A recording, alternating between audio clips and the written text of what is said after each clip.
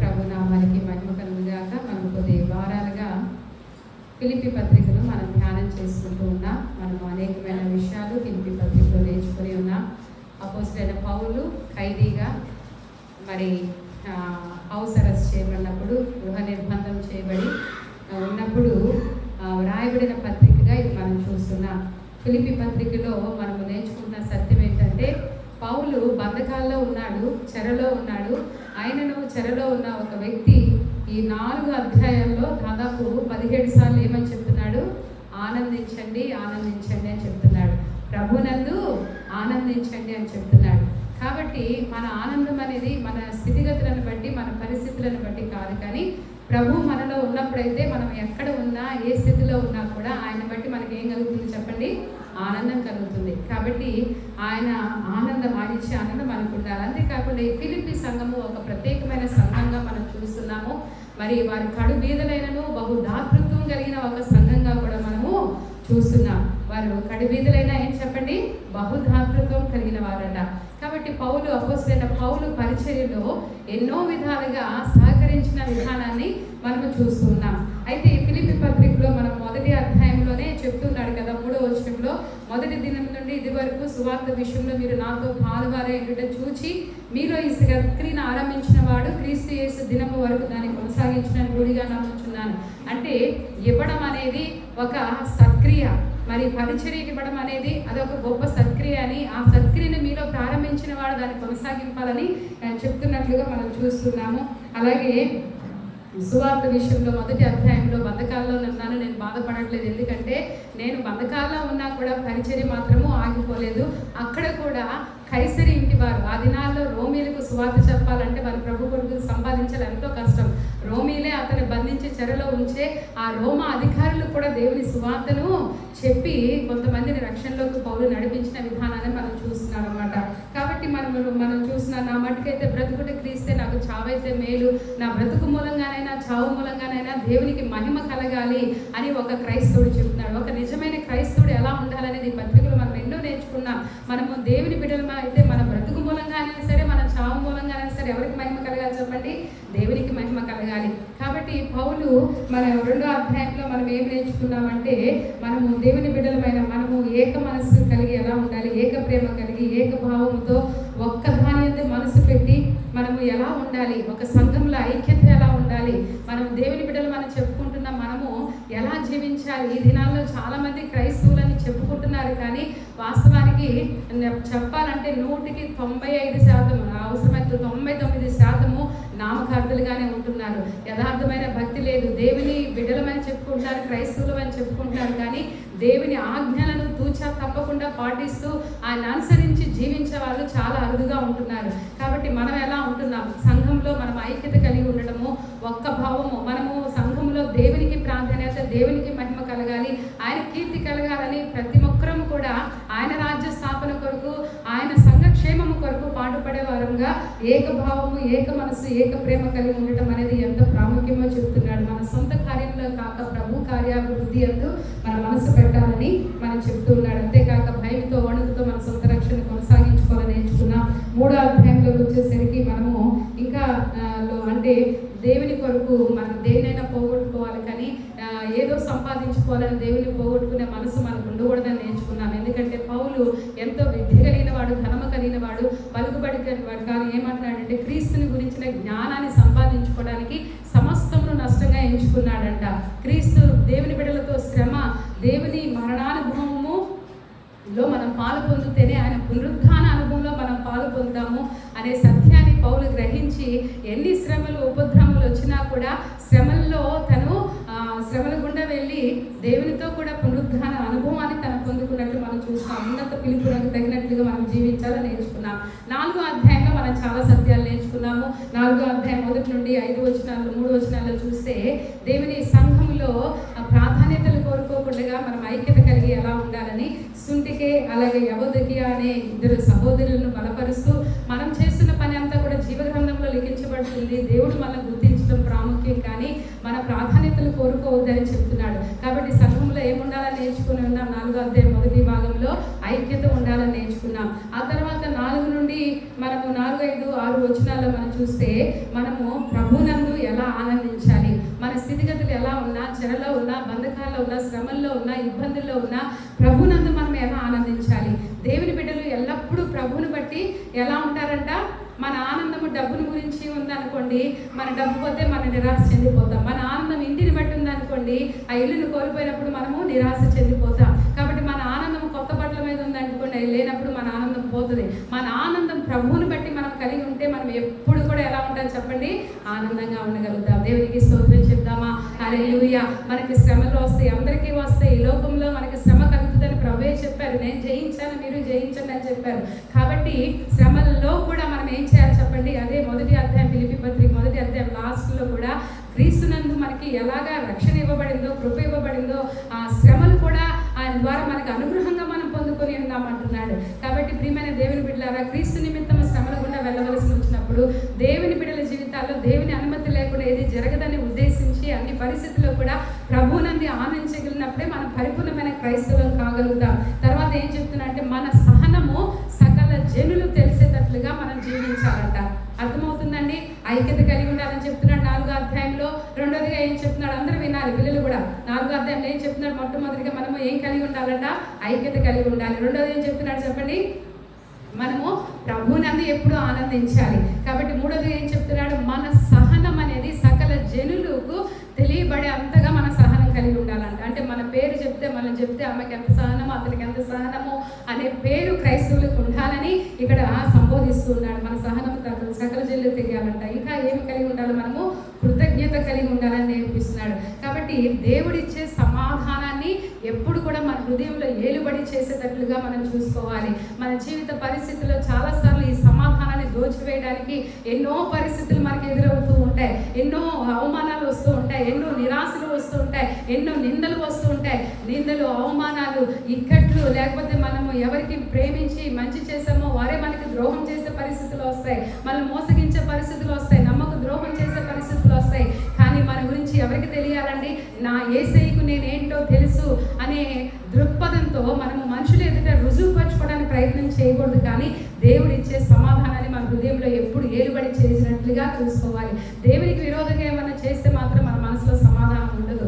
కానీ మనుషులు మనకు విరోధంగా ఏమి చేసినా సరే దేవుడిచ్చే సమాధానాన్ని మన హృదయంలో ఏలుబడి చేసేటట్లుగా మనం చూసుకోవాలి. ఇవన్నీ కూడా క్రైస్తవ అభివృద్ధికి చిహ్నాలుగా మనం చూస్తున్నాం. ఏంటి? ఐక్యత ఒకటి, ఇంకోటి ఏంటి చెప్పండి, సహనం కలిగి ఉండటము, తర్వాత ఎల్లప్పుడూ ఆనందంగా ప్రభువులో ఉండటము, కృతజ్ఞత కలిగి ఉండటం, ఇంకోటి ఏంటి, దేవుడిచ్చే సమాధానాన్ని మన హృదయంలో ఏలుబడి చేసేది. ఇంకోటి ఏం నేర్చుకున్నామంటే ప్యూరిటీ. మన ఆలోచన జీవితంలో మనం మంచి విధానం అంటే మన మంచితనము, మన యొక్క పవిత్ర జీవితాన్ని మనం కాపాడుకోవడం కూడా చాలా ప్రాముఖ్యం అన్నమాట. మన పవిత్రమైన జీవితం జీవించాలంటే అది ఎక్కడి నుండి ప్రారంభమవుతుంది చెప్పండి, మన ఆలోచన జీవితాల నుండే మనము పవిత్రపరచుకోవటం. మన ఆలోచనలు, చెడు ఆలోచనలు రానియకూడదు, అసూయ రానియొద్దు, ద్వేషం రానియొద్దు, కక్ష రానియొద్దు, క్రోధం రానియొద్దు. అయ్యో ఇతరులు మీకు అన్యాయం చేశారని వారి మీద కక్ష, క్రోధం పెట్టుకుంటే నశించేది ఎవరు చెప్పండి, మనమే. కాబట్టి చాలా సందర్భాల్లో ఇతరులు మనం క్షమించలేకపోవటము, మనం పాయిజన్ తీసుకుంటే ఎదుటి వ్యక్తిని చావాలని కోరుకోవటం అంట. మనము నమ్మక ద్రోహం చేసిన వారి మీద మనకి చాలా కోపం వస్తుంది, అసలు బాధ కలుగుతుంది, దేవుడు వారికి అయినా చేయొచ్చు కదా అన్నట్లు అనిపిస్తుంది. కానీ ఆ మనసు మనకు ఉండొద్దంట. శత్రువులు కూడా ప్రేమించగలిగే మనసు ఉండాలి. కాబట్టి మన ఆలోచన విధానాల్లో ఎక్కడ అపవిత్రత, ఏదైనా చెడు ఆలోచన వచ్చిందా, ఏదైనా కక్ష వచ్చిందా, క్రోధం వచ్చిందా, బాధ కలిగిందా, ప్రభువా వాళ్ళు మనుషులు కదా, నీవు దేవుడవు, నీ ప్రేమ సత్యమైంది, నీ తట్టు చూడటాన్ని నాకు నేర్పించాను. వెంటనే మన ఆలోచనలు మనం పవిత్రపరుచుకుంటూ ముందుకు కొనసాగాలని మనం నేర్చుకున్నాం. ఏవి సత్యమైనవో, ఏవి మాన్యమైనవి, ఏవి పవిత్రమైనవో, ఖ్యాతి గలవో వాటి మీద మనం దృష్టి ఉంచాలని మనం నేర్చుకుని ఉన్నాం. సరే, ఇప్పుడు మనము 10వ వచనం నుండి చివరి వచనం వరకు చదువుకుని ఉన్నాం. కాబట్టి పౌలు ఒక క్రైస్తవ జీవిత అభివృద్ధికి మరొక చిహ్నాన్ని చెప్తున్నాడు. ఏంటంటే మన యాటిట్యూడ్ టువర్డ్స్ మెటీరియల్ థింగ్స్. అంటే మన యొక్క భౌతిక సంబంధమైన విషయాల మీద మనము, లేకపోతే ధనం పైన మన వైఖరి అలా ఉండాలి. దేవుని బిడ్డల జీవితాల్లో దేవుడు భౌతికమైన సంబంధమైన విషయాలు, లోకమంతా మనం చూస్తే లోకమంతా కూడా భౌతిక సంబంధమైన వాటి కొరకు, ధనం కొరకు ప్రాకులాడుతూ ప్రయాసపడుతూ కోటి విద్యలు కూటి కొరకే అన్నట్లుగా జీవిస్తున్న సత్యం మనకు అందరికీ తెలుసు. కానీ క్రైస్తవ జీవితంలో మన విధానాలు వ్యత్యాసంగా ఉండాలి. వ్యత్యాసంగా ఉండాలంటే మనము ఒక వాక్యాన్ని మనం చదువుకున్నాం. లూకా సువార్త 16 అధ్యాయం 13వ వచనంలో ఏమనుందంటే, చదవండి ఒకసారి. 16 అధ్యాయం కూడా ఇద్దరు యజమానులకు ఏమై ఉన్నాడంట? ఇద్దరు యజమానులకు దాసుడుగా ఉండలేడు. ఇద్దరు యజమానులకు ఒక వ్యక్తి దాసుడుగా ఉండలేడు. ఒకరిని ప్రేమిస్తాడు, ఒకరిని ద్వేషిస్తాడు. కాబట్టి మనము దేవునికి, సిరికి, రెండిటికి మనం దాసులైన. చదువుతారా దయచేసి తీస్తే? లూకా సువార్త 16:13. ఏ సేవకుడును ఇద్దరు యజమానులను సేవింపలేడు. వాడు ఒకరిని ద్వేషించి ఒకరిని ప్రేమించు. చూసారా? ఇంకా కింద కూడా చదవండి. లేదా ఒకరిని అనుసరించి ఒకరిని తృణీకరించును. మీరు దేవునికిని సిరిని సేవింపలేరని చెప్పారు. ఆలోచన చేస్తున్నారా? మనమంట దేవుణ్ణి, నాకు దేవుడు కావాలి, నాకు డబ్బు కావాలి అని బ్రతకలేమంట. ఎవరికైనా ఒక్కడికే మనం దాసులుగా ఉండగలుగుతాం. అర్థమవుతుందా? కాబట్టి మీరు ఎవరికి దాసులు? ఈ ఒక్క విషయంలోనే ఎంతోమంది క్రైస్తవులు కూడా బానిసలైపోతున్నారు. దేనికి చెప్పండి? సిరికి బానిసలైపోతున్నారు. కాబట్టి ఈ విషయంలో మనం ఆలోచన చేస్తే మనము ఒక్కరికే. కాబట్టి ఇక్కడ మనకి 10వ వచనం నుండి అపోస్తలుడైన పౌలు డబ్బు విషయంలో లేకపోతే భౌతిక సంబంధమైన విషయాల్లో మన వైఖరి క్రైస్తవులంగా ఎలా ఉండాలని చెప్తున్నాడు. అపోస్తలుడైన పౌలు మనము దేవుని గురించిన అమూల్యమైన సత్యాన్ని తెలుసుకున్నప్పుడు, దేవుని యొక్క విలువను తెలుసుకున్నప్పుడు, అమూల్యమైన మనము ఒక ఉపమానం బైబిల్లో చదువుతాం కదా, అమూల్యమైన ముత్యం దొరికినప్పుడు ఒక వర్తకుడు ఏం చేశాడంట? తనకున్నదంతా అమ్మేసి అది కొనుక్కున్నాడంట. అట్లాగే అపోస్తలుడైన పౌలు ప్రభువుని కనుగొన్న తర్వాత తనకున్న జ్ఞానమును, తనకున్న ధనమును, తనకున్న పలుకుబడిని, తనకున్న ఆధిక్యతలన్నింటినీ కూడా పెంటతో సమానంగా ఎంచుకొని ఎవరిని సంపాదించుకున్నాడండి? క్రీస్తుని సంపాదించుకున్నాడు. బైబిల్లో పౌలు ఒక్కడే కాదండి, ఎంతో మంది దేవుని ఘనంగా చేసుకొని సమస్తములు పోగొట్టుకున్నారు. ఎవరి జీవితం అన్న చూడండి. అబ్రహాము దేవుని కొరకు అన్ని వదిలిపెట్టుకుని దేవుని వెంబడించలేదా? యోసేపు చూస్తే ప్రభు కొరకు జీవించుట కొరకు పరాయి దేశంలో ఉన్నా కూడా, ఒంటరివాడు అయిపోయినా కూడా దేవుని వదిలిపెట్టకుండా నిలబడలేదా? కాబట్టి వీరందరినీ ఆలోచన చేస్తే ఇంకా మనము బైబిల్ గ్రంథంలో ఎంతో మందిని ఇలాగా ఉదాహరణగా చూస్తాం. పేతురు చూస్తే ఏం చేశాడు?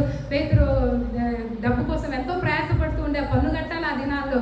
కాబట్టి అంత డబ్బు మీద ఆశ కలిగి సంపాదించుకుంటున్న వ్యక్తి ఎప్పుడైతే దేవుడు తన జీవితంలో అద్భుతం చేసి విస్తారమైన చేపల పట్టు కృపలు ఇచ్చినప్పుడు అవి అమ్ముకొని బ్రతకొచ్చి అనుకున్నాడా? వాటన్నిటిని విడిచిపెట్టి దేవుని పాదాల మీద పడి నువ్వు నాకు చాలా అని ప్రభువుని వెంబడించాడు. క్రైస్తవ జీవితం అంటే, నిజమైన మార్పు అంటే అలా ఉండాలి. మనం చూస్తాం ఆశా భక్తుడు కూడా తన జీవితంలో మనకులాగే ఆలోచనలు వచ్చాయి. మన జీవితంలో ప్రతి ఒక్కరం కూడా ఏదో ఒక సందర్భంలో ప్రభువా నేను యథార్థంగా బ్రతుకుతున్నాను, నీతిగా బ్రతుకుతున్నాను, మంచిగా ఉన్నాను, నాకే ఎందుకు ఈ శ్రమలు, నాకే ఎందుకు ఈ బాధలు, ఆ దుష్టులు, దుర్మార్గులు, మోసం చేసేవారు, అన్యాయం చేసేవారు, వారు బాగానే ఉన్నారు కదా, వారి పిల్లలు బాగానే చదువుకుంటారు కదా, వారు మంచి ఇళ్లలో ఉంటున్నారు, నాకేంటి ఈ పరిస్థితి అని జీవితంలో ప్రతి ఒక్కరం కూడా ఏదో ఒక సందర్భంలో ఆలోచించిన వారమే. అలాగే ఆశాకు కూడా అలాంటి ఆలోచన వచ్చినప్పుడు మనుషుల దగ్గరికి వెళ్ళలేదు, లేకపోతే దేవుని ధిక్కరించి దేవునికి దూరం అవ్వలేదు. కానీ అసలు ఈ సంగతి ఏంటో దేవుణ్ణి అడుగుదామని ఎక్కడికి వెళ్ళాడంట? దేవుని సన్నిధికి వెళితే దేవుడు ఒక దర్శనం ద్వారా తనతో మాట్లాడినప్పుడు వారందరూ కూడా నిజమే ఉన్నతమైన స్థితిలో వారిని చూస్తున్నావు, వారు నిశ్చయముగా కాలు జారే స్థలాన్ని ఉన్నారు, వారు జారిత పడిపోయింది పాతాళంలో, కానీ నువ్వు మాత్రము నిత్య మార్గంలో ఉన్నావు, నిత్యత్వం వైపు నడుస్తున్నావని ఎప్పుడైతే ఆశాకు దేవుడు బయలుపరిచాడో తనలో ఎంత మార్పు వచ్చిందంటే అప్పటి వరకు అంత బాధపడి కృంగిపోయి తన బిడ్డలకు ఆహారం లేదని, మంచి విద్య లేదని, మంచి ఇల్లు లేదని బాధపడిన వ్యక్తి ఏమంటున్నాడో తెలుసా? ప్రభువా ఈ శరీరం క్షీణించిపోయినా, నా జీవితం ఏమైపోయినా, నాకు ఎన్ని రోగాలు వచ్చినా నా ఆత్మతో నీతో స్నేహం చేస్తానయ్యా, ఆకాశం మంది నువ్వు ఉంటే నాకు ఈ లోకంలో ఏది అక్కర్లేదు అంటున్నాడు. దేవునికి స్తోత్రం, హల్లెలూయా. మన జీవితాల్లో దేవుని పట్ల ప్రేమ అలా ఉంటేనే మనము దేవుని సేవించిన వారం, లేని ఎడల మనము సిరిని సేవిస్తున్న వారం అవుతాం. కాబట్టి మన జీవితాల్లో మనము దేనికి దాసులుగా ఉంటున్నాం పరిశీలన చేసుకోవాలి. అపోస్తలుడైన పౌలు చెప్తున్నాడు కదా, చూడండి, నన్ను గూర్చి మీరు ఇన్నాళ్లకు మరలా యోచన చేయసాగితుని ప్రభువునందు మిక్కిలి సంతోషించితిని, ఆ విషయంలో మీరు యోచన చేసి ఉంటిని, కానీ తగిన సమయం దొరకకపోయిను, నాకు కొదువ కలిగినందున నేను ఇలాగ చెప్పలేదు, నేను ఏ స్థితిలో ఉన్నానో ఆ స్థితిలో ఉన్న సంతృప్తి కలిగి నేర్చుకుని ఉన్నాను. చూసారా, నేను అంటే మీరు నాకు సహాయం చేయాలని బాధలో ఉన్నాడు, ఇబ్బందుల్లో ఉన్నాడు, కొంచెం ఆలస్యమైనా కూడా ఈ ఫిలిస్తీన్లు ఈ యొక్క ఫిలిప్పీ సంఘస్థులు ఏం చేస్తారంట? ఎపఫ్రోదితు వలన కొన్ని వస్తువుల్ని అవసరమైనవన్నీ కూడా సేవకునికి ఇచ్చి పంపించారనమాట. అయితే నేను ఏదో ఆశపడి మిమ్మల్ని అభినందించట్లేదు, కానీ ఏమంటున్నాడు 11వ వచనంలో ఇక్కడ 2 పాఠాలు మనం నేర్చుకుంటున్నాం. నాకు కొదువ కలిగినందు నేను ఇలాగ చెప్పలేదు, నేను ఏ స్థితిలో ఉన్నానో ఆ స్థితిలో సంతృప్తి కలిగి ఉండ నేర్చుకొని ఉన్నాను, దీన స్థితిలో ఉండ ఎరుగుదును, సంపన్న స్థితిలో ఉండ ఎరుగుదును, ప్రతి విషయంలోనూ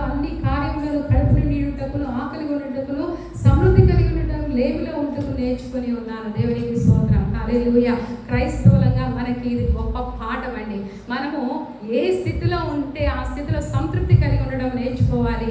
మనం ఇక్కడ 2 విషయాలు నేర్చుకోవాలి. ఒకటి ఏంటంటే మనకి లేమిలో ఉన్నప్పుడు అంటే మనకి దీనస్థితిలో ఉన్నప్పుడు, లేమిలో ఉన్నప్పుడు మనం ఎలా ఉండాలో మనకి తెలియాలి.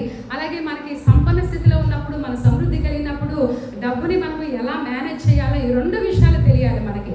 దీనస్థితిలో ఉన్నప్పుడు, కష్టంలో ఉన్నప్పుడు మనము అప్పు చేయకుండా ఉన్న దానిలోనే సంతృప్తి పడడము నేర్చుకోవాలి అని దేవుడు నేర్పిస్తున్నాడు. ఈ దినాల్లో చాలా కుటుంబాల్లో ఎక్కడికి వెళ్ళినా కూడా అప్పు లేని కుటుంబం లేదు, అప్పు లేని వారు లేరు. కారణం ఏంటంటే వారి దగ్గర డబ్బులు లేకముందే ఏం చేస్తున్నారు?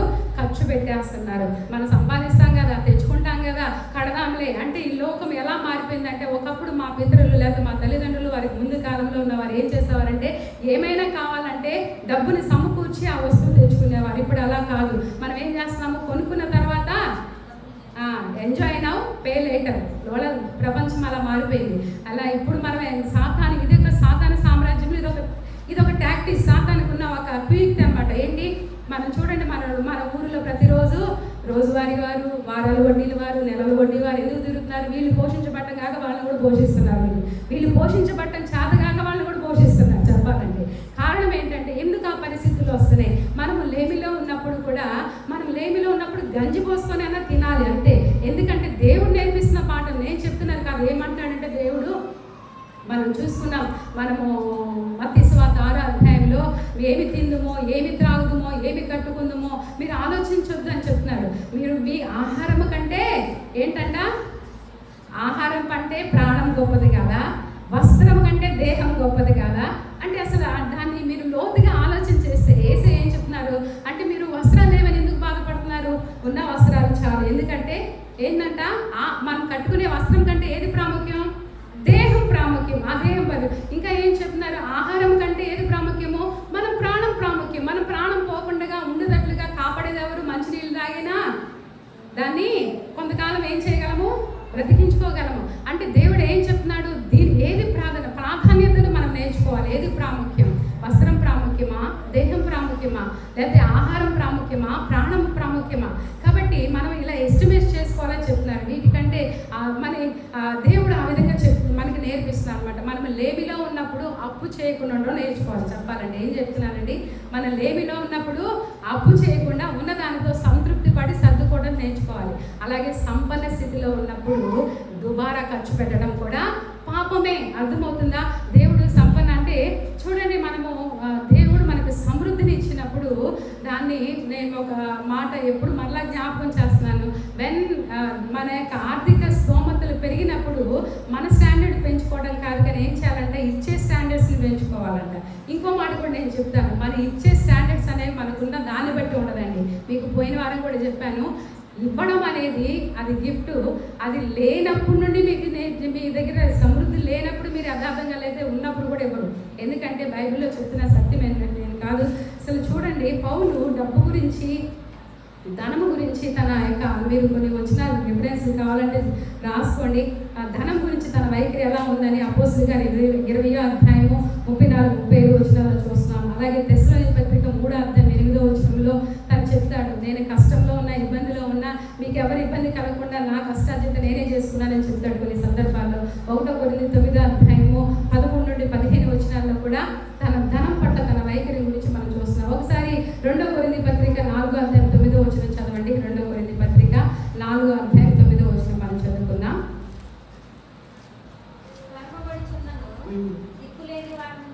కర్మపడుచుండను దిక్కులేని వారు కాము. 2 కొరింథీ పత్రిక 11వ అధ్యాయం 9వ వచనం.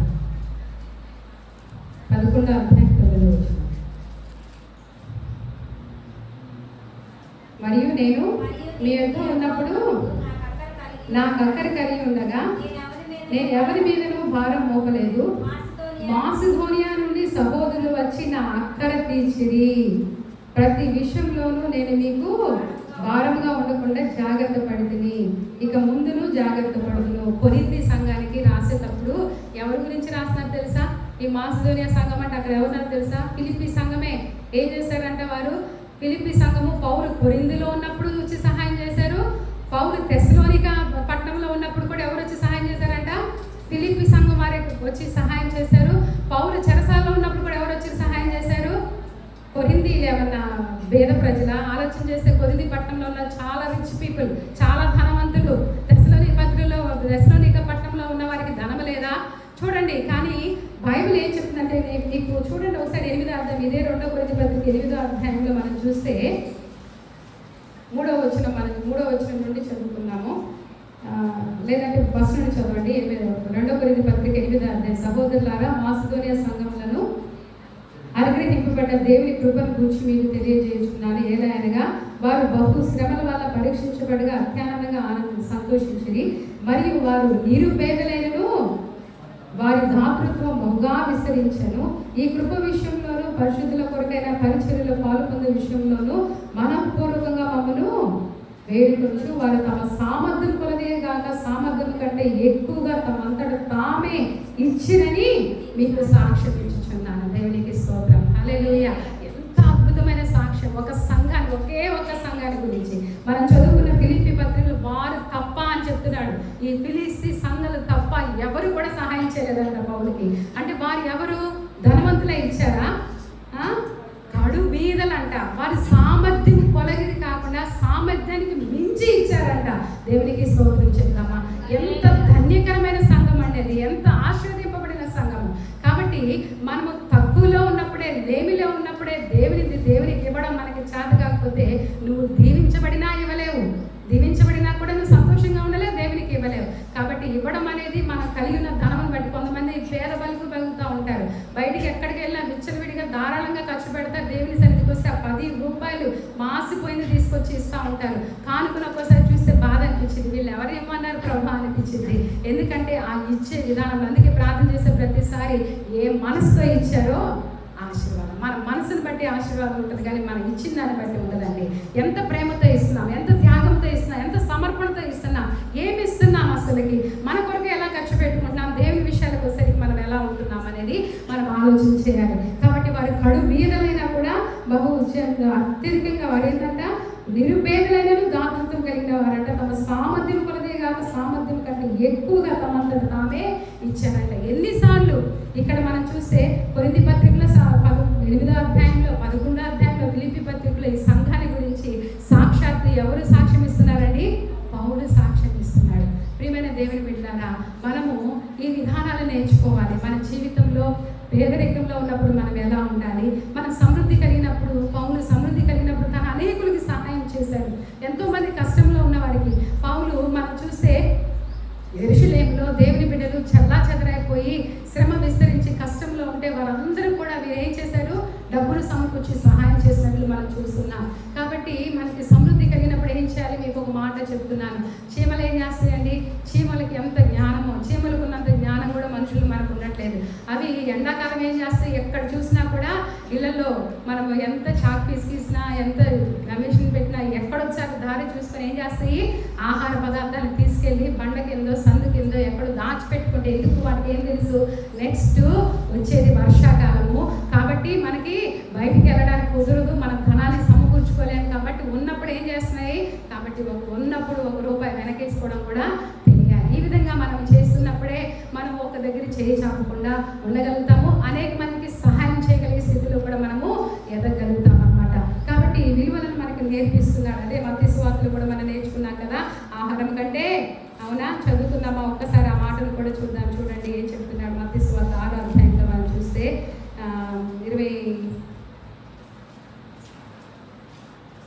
25వ వచనం. ఏమి తిందుమో, ఏమి త్రాగుదుమో అని మీ ప్రాణము గూర్చేనను, ఏమి ధరించుకుందామని మీ దేహము గూర్చేనని చింతపడుకుని. ఆహారం కంటే ఏం ప్రాముఖ్యం చెప్పండి?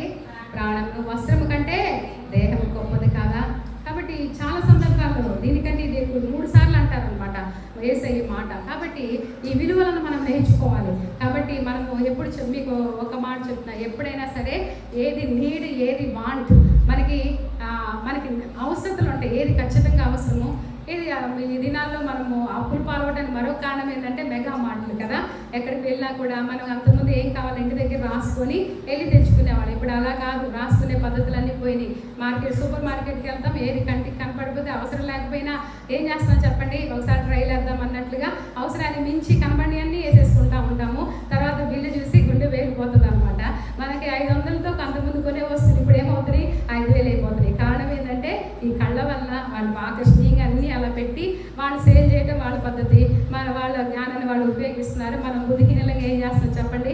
అవసరానికి మించి తీసుకొని కష్టపడుతున్నాం. కాబట్టి వీటన్నిటి విషయంలో ఏది నీడి ఏంటి వాంట్ అనేది మనం తెలుసుకోవాలి. కాబట్టి అదే చెప్తున్నాడు పౌలు, నేను దీనస్థితిలో ఎలా ఉండాలో నాకు తెలుసు, కడుపు నిండి ఉండటం ఏంటో నాకు తెలుసు, ఆకలి కొని ఉండటం ఏంటో కూడా నాకు తెలుసు. ఇంకా ఏం చెప్తున్నాడంటే కింద వచనాల్లో ఆయనను ఏం చెప్తున్నారంటే, దినస్థితిలో ఉండనెరుగుదును, సంపన్న స్థితిలో ఉండనెరుగుదును, ప్రతి విషయంలో అన్ని కార్యములను కడుపు నుండి ఉండుటకును, ఆకలి ఉండుటకును, సమృద్ధి కలిగి ఉండుటకును, లేమిలో ఉండటకు నేర్చుకుని ఉన్నాను. నన్ను బలపరచుము అనేదే నేను సమస్తమును చేయగలను. ఆయనను నా శ్రమలో మీరు పాలు పుచ్చుకునేది మంచిది.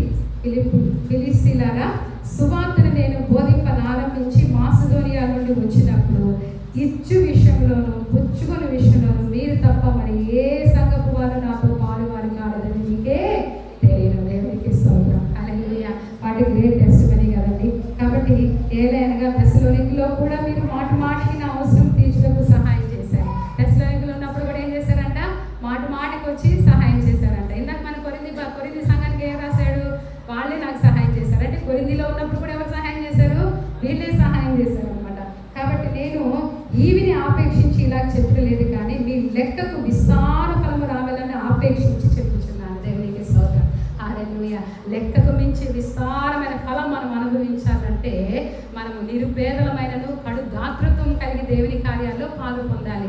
సంఘంలో కొన్ని కార్యక్రమాలు చెప్పినప్పుడు అందరూ కలిసి చేయండి అంటే అది ఇచ్చేవాళ్ళే ఇస్తారండి. మిగతా వాళ్ళు ఏమనుకుంటారు, మాకు పట్టదనుకుంటారో నాకు తెలియదు. మనము ఒక పని చేసినప్పుడు అందరం ఐక్యతగా చేయాలి. నా వంతు కూడా ఉండాలి, నా చెయ్యి కూడా ఉండాలి, మనం కలిసి చేయాలనే మనసు మనకు ఉండాలండి. కాబట్టి వీటిల్లోనే మనము ఐక్యత లేకపోతే మనము ఉన్న కొద్ది మంది అయినా చాలు, మనం స్థిరంగా ఉండాలి, ఐక్యత కలిగి ఉండాలి, కలిసికట్టుగా చేసుకోవాలి. ఏదైనా మందులుగా ఎంతోమంది ఉంటున్నారు, కానీ వారం ప్రభు మందిరంలో కూర్చొని తర్వాత ఇష్టానుసారంగా జీవించేవారుగా ఉన్నారు. మనం అలా ఉండొద్దు. ప్రతిదినం కూడా దేవుని సేవిస్తూ ఆజ్ఞలు పాటిస్తూ ఒక ఖచ్చితత్వం కలిగి ఒక యథార్థతను కలిగి దేవుని ఆజ్ఞలను తూచా తప్పకుండా పాటిస్తూ సంఘములో ఉన్న ఐక్యతను ప్రేమను కాపాడుకుంటూ ఏక మనసుతో ఏక భావంతో, అంటే మీరు పాలు పొందట్లేదంటే మీకేం లేదు, ఏక మనసు లేదు, ఏక భావం లేదు. మీలో ఏక భావం ఏక మనసు ఉంటే ఏం చేస్తారు? అన్నింటిలో ఐక్యతగా చేయగలుగుతూ ఉంటారు. ఇది మనకి చాలా అవసరమైన విషయాలు అన్నమాట. కాబట్టి ఇంకా ఏం చెప్తున్నారని చూడండి, ఏలైనగా నేను ఈవిని ఆపేక్షించి ఇలా చెప్పట్లేదు. ఇంకా ఏం చెప్తారంటే 18వ వచనం, నాకు సమస్తము సమృద్ధిగా కలిగి ఉన్నది, మీరు పంపిన వస్తువులు ఎఫ్ఎఫ్రబోతు వల్ల పుచ్చుకొని తక్కువ లేక ఉన్నాను. చెరసాల్లో బంధకాల్లో ఉన్న వ్యక్తి ఏం చెప్తున్నాడు? నాకు అన్నీ, అంటే దానిలో మనం ఏం నేర్చుకోవాలంటే తనకు అన్నీ ఉన్నాయి, వాస్తవానికి ఉండదు. కానీ ఏంటంటే తను ఏమి కలిగి ఉన్నాడో దానిలో సంతృప్తి కలిగి ఉన్నాడు. కాబట్టి ఏం చెప్తున్నాడు? నాకు అన్నీ ఉన్నాయి అని చెప్తున్నాడు. దేవునికి స్తోత్రం చెప్తామా? హల్లెలూయా. క్రైస్తవ ఎదుగుదలకు మొట్టమొదటి చిహ్నం ఏంటంటే కృతజ్ఞత కలిగి ఉండడం అండి. కృతజ్ఞత కలిగిన వారు సంతృప్తిగా ఉంటారు. కృతజ్ఞత అనేది లేని వారికి ఎంతన్నా ఇవ్వు, ఎన్నన్న చెయ్యి, ఏం చేస్తారు? ఏదో ఒకటి వణుకుతూ సణుగుతూ ఉంటారనమాట. కాబట్టి కృతజ్ఞత అనేది నా హృదయం తనకు ఉన్నది కాబట్టి నాకు అన్ని సమృద్ధిగా ఉన్నాయి. మీరు ఇచ్చిన వస్తువులు ఎఫ్ఎఫ్రబోతు వల్ల పుచ్చుకొని ఏమీ తక్కువ లేక ఉన్నాను అంటే అంత సమృద్ధిగా వారు పంపించారనమాట. అవి మనోహరమైన సువాసన. అసలు పౌలు కూడా చూడండి ఎంత బాగా వర్ణిస్తాడు. అంటే వాళ్ళ ప్రేమ ఎంత గొప్పదై ఉంటే, వారు ఇచ్చిన సమర్పణ ఎంత గొప్పదై అంటే పౌలు ఏమంటాడు? అవి మనోహరమైన సువాసనయు దేవునికి ప్రీతికరములు ఇష్టకరమైన యాగమునై ఉన్నవి. దేవునికి స్తోత్రం. హల్లెలూయా. దేవునికి ఇష్టకరమైన మనోహరమైన యాగముగా ఉన్నవి. ఎందుకు అన్నాడు తెలుసా? వారు నిరుపేదలైనను దాతృత్వం కలిగి పంపించారు. వారికి ఉందో లేదో తినడానికి తెలియదు, కానీ ఎక్కడికి పంపించారు? పౌరు దగ్గరికి. మా సేవకుడు బాగుండాలని అన్ని పంపించారంట. దేవునికి స్తోత్రం చెప్తామా? అందుకే అంటున్నారు అవి మనోహరమైన సువాసనగా ఉన్నాయంట, ప్రీతికరమైన ఇష్టమైన యాగంగా ఉన్నాయంట. దేవునికి స్తోత్రం. హల్లెలూయా. మనం కలిమి కొలది ఇచ్చేది కాదు, కానీ లేమిలో నుండి దేవునికి ఇచ్చేదే ఇష్టమైన యాగము. దేవునికి స్తోత్రం చెప్తామా? హల్లెలూయా. అలా అని చెప్పేసి మిమ్మల్ని అప్పు చేసి దేవునికి ఇవ్వమని చెప్పట్లేదండి. అర్థమవుతుందా? దాని అర్థం అది కాదు. మనకి ఇచ్చే మనసు ఉండాలి, కానీ దేనికైనా మనసు ఉంటే ఏమంటే చెప్పండి, మార్గాలు ఉంటాయి. మనసు లేకుండా మార్గాలు దేనికి కనపడు. తర్వాత చెప్తున్నాడు, కాగా దేవుడు తన ఐశ్వర్యం చొప్పున క్రీస్తు యేసునందు మహిమలో మీ ప్రతి అవసరమును తీర్చిన. దేవునికి స్తోత్రం. ఈ మాట అంటే మనకి చాలా ఇష్టం. చాలా మంది ఇళ్లలో రాసి పెట్టుకుంటారు ఈ వాక్యాన్ని. ఏంటి? ఏ వాక్యము? కాగా దేవుడు తన ఐశ్వర్యం చొప్పున క్రీస్తు యేసునందు మహిమలో మీ ప్రతి అవసరము తీర్చునుగా అనే వాక్యాలు చాలా చోట్ల పెట్టుకుంటారు. కానీ దానికి ముందు ఏముంది? త్యాగం ఉంది, యాగం ఉంది. వారు కడుబీదలైన